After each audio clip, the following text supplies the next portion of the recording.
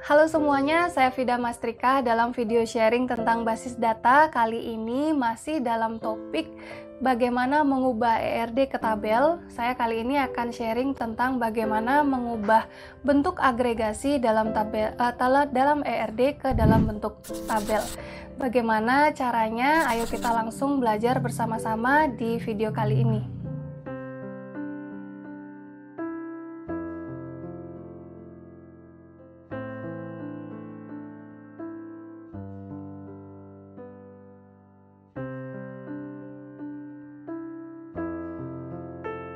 Nah, bagaimana caranya kita menerapkan agregasi ke tabel? Kalau ada dari kalian yang lupa bagaimana agregasi itu, saya punya satu video tentang ERD untuk hubungan yang teragregasi.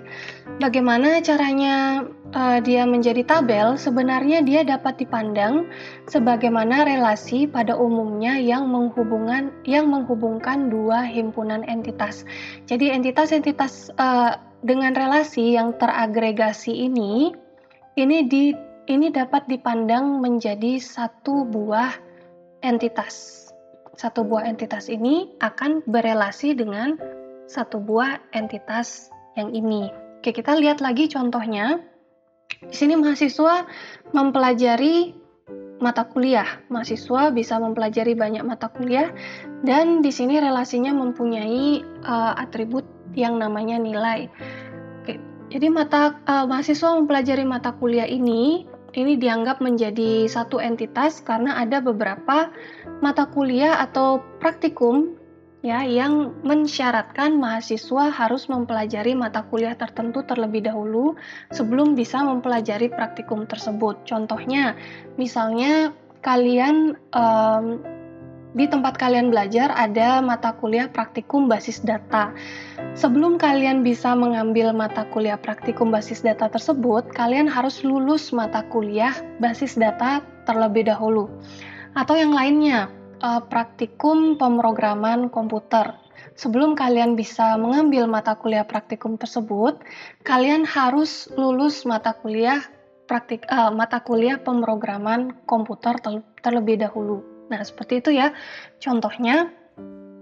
Nah, di sini untuk relasi antara yang sudah diagregasi dengan praktikum ini juga ada atributnya yaitu nilai. Untuk entitas praktikum itu ada kode praktikum, nama praktikum, dan juga SKS-nya.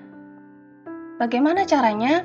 Kita anggap semua yang diagregasi ini menjadi satu entitas ya. Ini kita anggap menjadi satu entitas.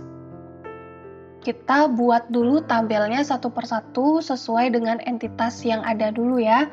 Pertama di sini ada entitas mahasiswa dan mata kuliah. Berarti kita buat dulu tabel mahasiswanya sesuai dengan atribut-atribut yang ada. Setelah itu kita buat tabel mata kuliah juga sesuai dengan atribut yang ada. Kita lihat di sini relasinya ada banyak ke banyak. Berarti kita harus mempunyai satu tabel baru untuk relasi banyak ke banyak ini dan juga menambahkan atribut nilai. Saya menambahkan tabel mempelajari di sini dengan menggunakan primary key dari tabel mahasiswa dan sebagai foreign key dan juga primary key dari tabel mata kuliah sebagai foreign key untuk menunjukkan hubungan banyak ke banyak dari tabel mahasiswa dan tabel mata kuliah. Setelah itu, karena di relasinya ada atribut nilai, di sini akan saya tambahkan atribut nilai di relasinya. Setelah itu, untuk tabel mengikuti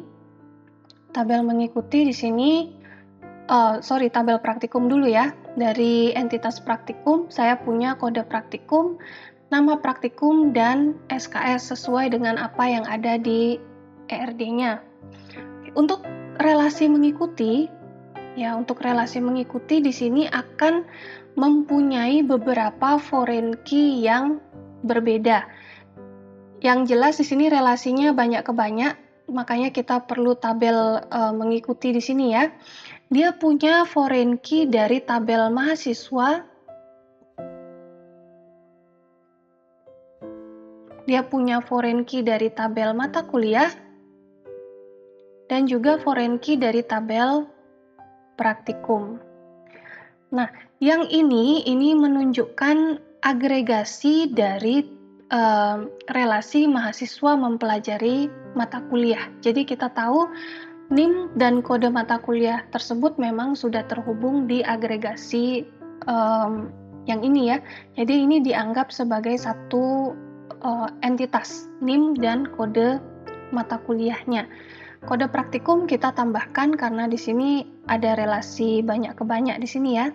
Dan di sini ada atribut nilai.